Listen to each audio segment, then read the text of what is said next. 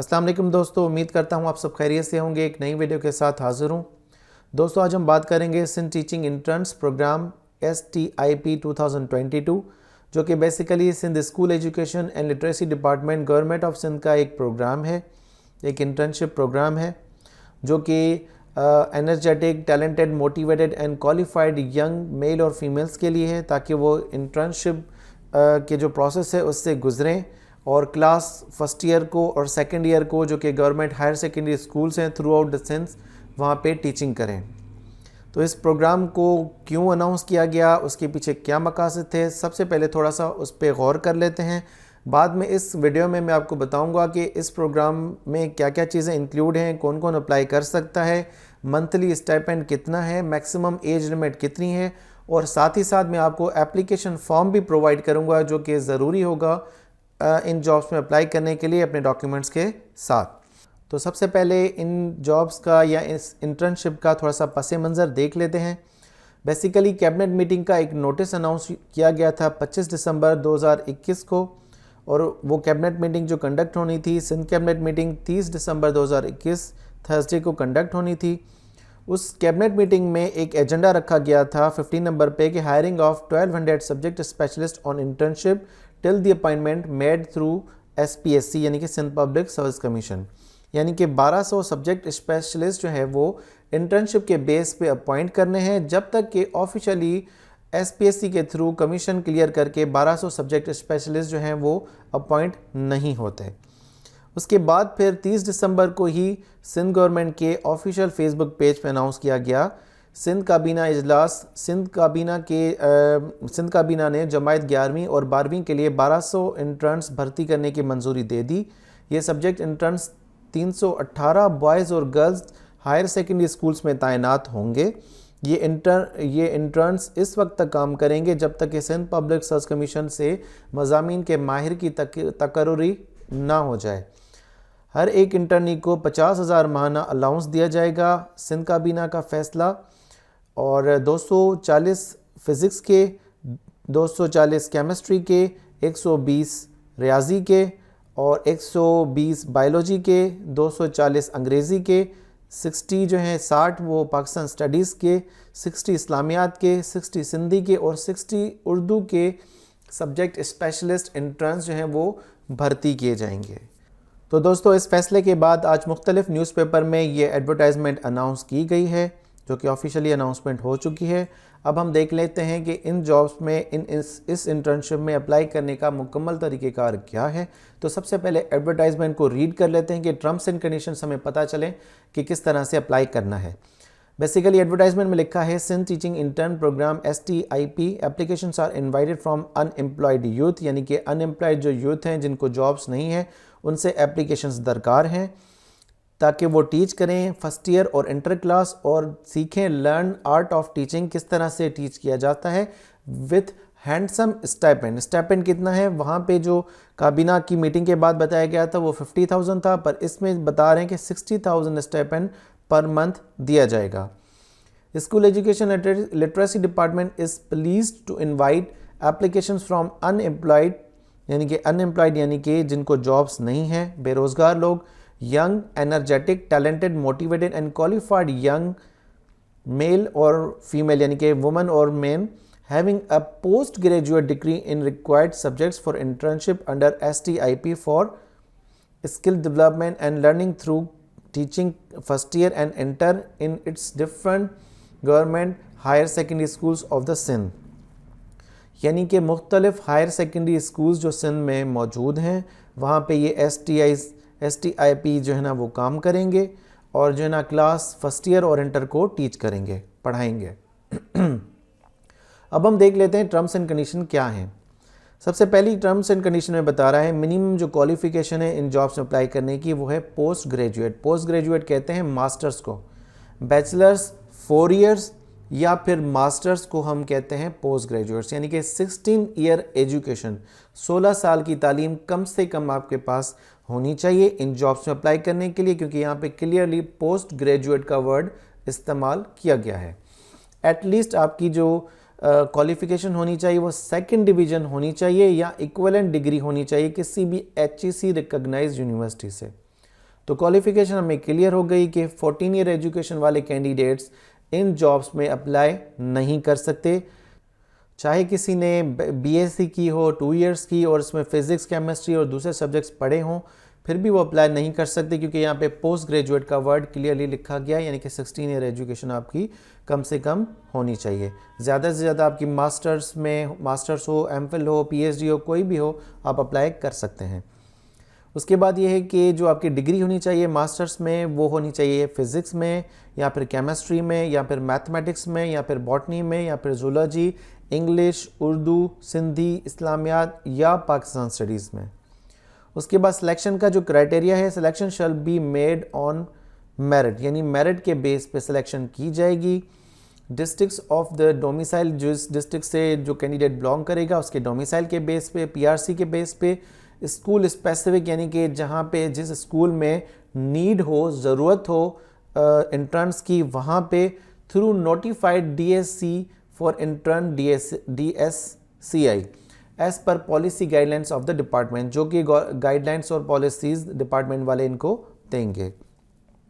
उसके बाद सिलेक्शन में बता रहा है कि सिलेक्शन किस बेस पे की जाएगी।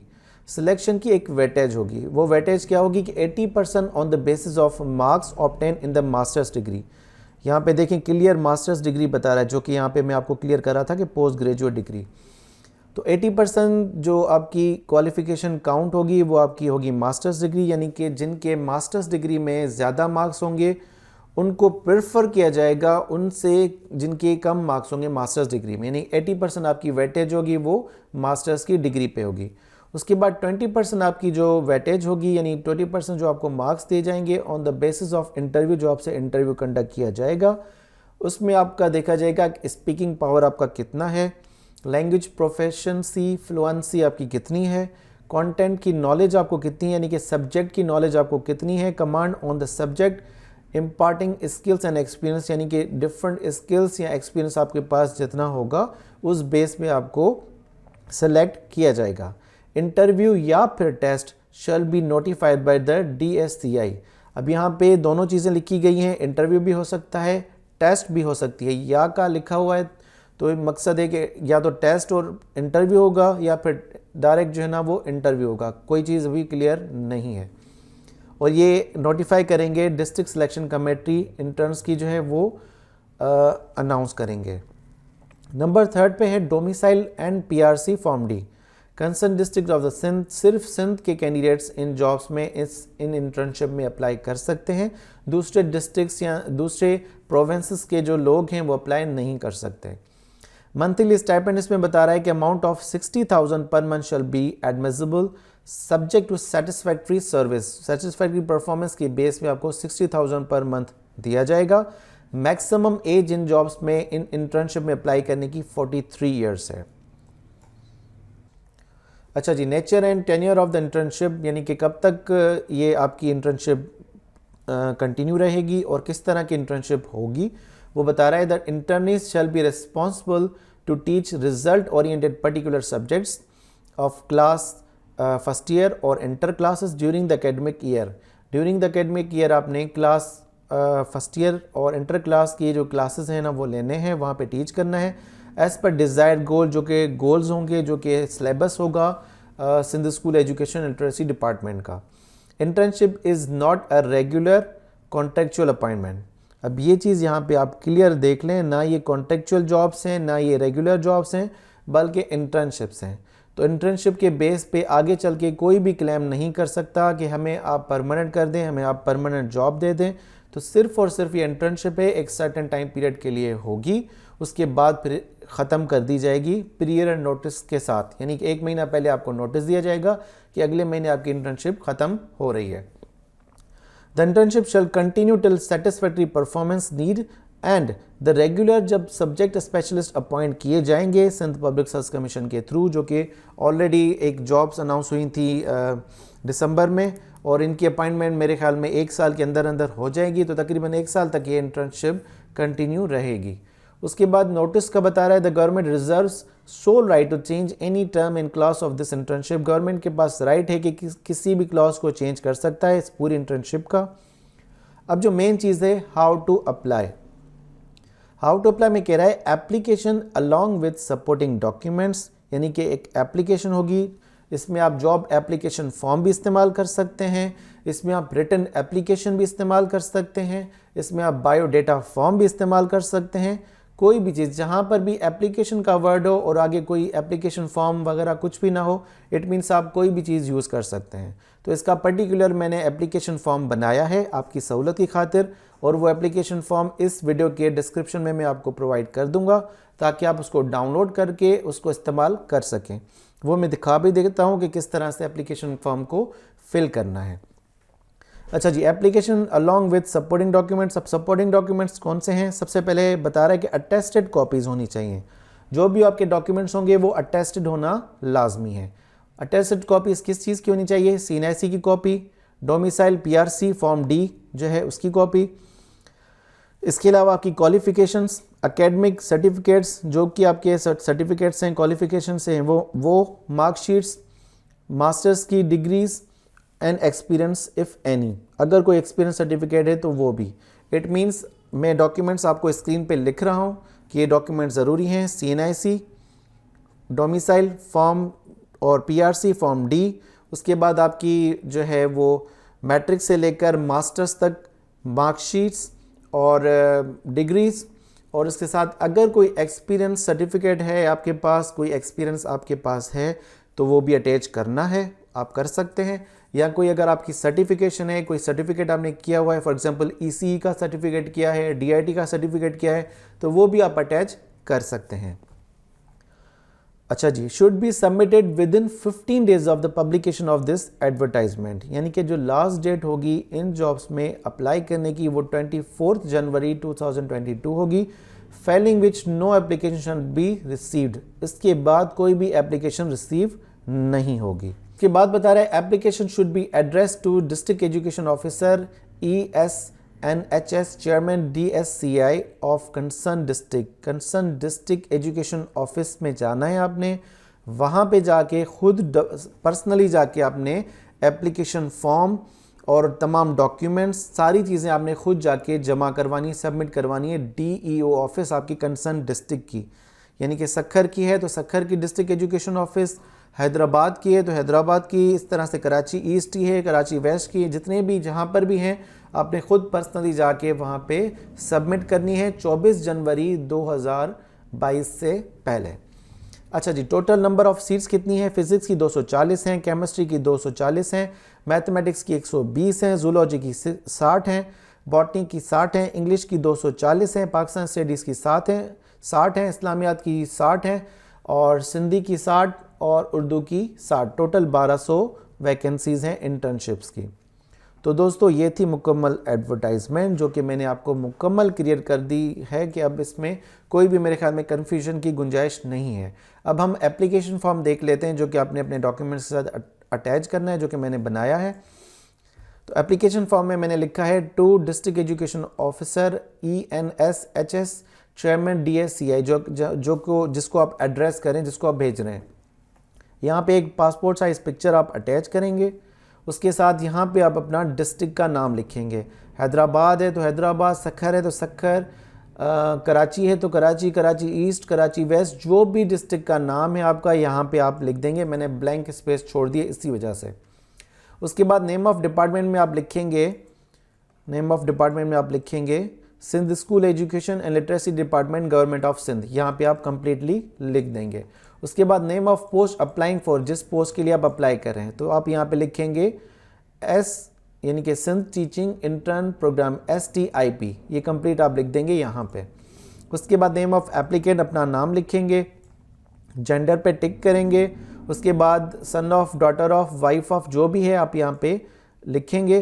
उसके बाद डेट ऑफ बर्थ, अपनी डिस्ट्रिक्ट का डोमिसाइल कहाँ का है, डोमिसाइल वो अर्बन है, रूरल है, आप टिक करेंगे। उसके बाद फिर आप यहाँ पे अपना शनाख्ती कार्ड नंबर लिखेंगे, मोबाइल नंबर, देन रिलीजन, उसके बाद फिर postal address, then permanent address. उसके बाद फिर डिसेबिलिटी स्टेटस, अगर डिसेबल कैंडिडेट्स हैं तो यहाँ पे यस लिखेंगे, अगर नहीं है तो नो लिख देंगे। उसके बाद अपनी कंप्लीट ईमेल एड्रेस आप यहाँ पे लिख देंगे, मैरिटल स्टेटस आप यहाँ पे लिखेंगे। उसके बाद एजुकेशन और क्वालिफिकेशन की तफसीलात में सबसे पहले नेम ऑफ डिग्री लिखेंगे, आप किस तरह से लिखेंगे कि यहाँ पे सबसे डाउन में आप लिखेंगे मैट्रिक की तफसीलात, matriculation, then intermediate, then bachelors, then masters.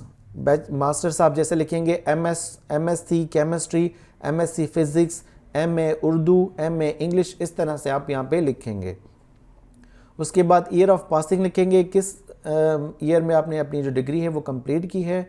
Board और यूनिवर्सिटी लिखेंगे, किस बोर्ड से किया है, किस यूनिवर्सिटी से किया है। ऑब्टेन मार्क्स कितनी है, टोटल मार्क्स कितनी है और परसेंटेज कितनी है। ये चीज़ आपने बिल्कुल ध्यान से लिखनी है, क्योंकि यहाँ पे क्लियरली लिखा हुआ है कि 80% आपकी जो सिलेक्शन के चांसेस हैं वो आपकी मास्टर्स की डिग्री की परसेंटेज की बेस पे हैं। तो आपने सही तरह से परसेंटेज अपनी निकालनी है, obtain marks, then total marks, then percentage. उसके बाद ये करके आपने अगर कोई प्रोफेशनल एक्सपीरियंस है, कोई सर्टिफिकेशन है, कुछ भी है वो आप यहाँ पे लिख सकते हैं। जैसे कोई जॉब आपने की है तो जॉब की तफसीलात, जॉब का टाइटल, कौन सी जॉब की है, कब से कब तक की है, टोटल एक्सपीरियंस आपका कितना है उस जॉब में। उसके बाद ये चीज़ आपने रीड करके यहाँ पे डेट डालनी है। डेट डालने के बाद यहाँ पे आप सिग्नेचर करके अपने जो अटेस्टेड डॉक्यूमेंट्स हैं उसके साथ जाके डिस्ट्रिक्ट एजुकेशन ऑफिसर के पास ये सबमिट कर देंगे 24 जनवरी 2022 से पहले। ये एप्लीकेशन फॉर्म मैंने खुद बनाया है, इसको भी आप यूज़ कर सकते हैं। इसके अलावा अगर कोई एप्लीकेशन फॉर्म आपके पास मौजूद है, बायोडाटा फॉर्म वगैरह मौजूद है, तो आप उसको भी यूज़ करके अप्लाई कर सकते हैं। लेकिन ये एप्लीकेशन फॉर्म हर एक चीज़ को, हर एक फील्ड को कवर करता है, इसलिए मैं रिकमेंड करूँगा कि आप इस एप्लीकेशन फॉर्म को यूज़ करके अप्लाई कर सकते हैं। तो दोस्तों उम्मीद करता हूँ कि आपको अब क्लियर हो गया होगा कि किस तरह से इन इंटर्नशिप्स में अप्लाई करना है। अगर वीडियो पसंद आई हो तो उसको लाइक कीजिएगा, कमेंट कीजिएगा, अपने फ्रेंड्स के साथ ज़रूर शेयर कीजिएगा और चैनल को लाजमी सब्सक्राइब कीजिएगा। अपना बहुत ज़्यादा ख्याल रखिएगा। मिलते हैं अगली वीडियो में। अल्लाह हाफ़िज़।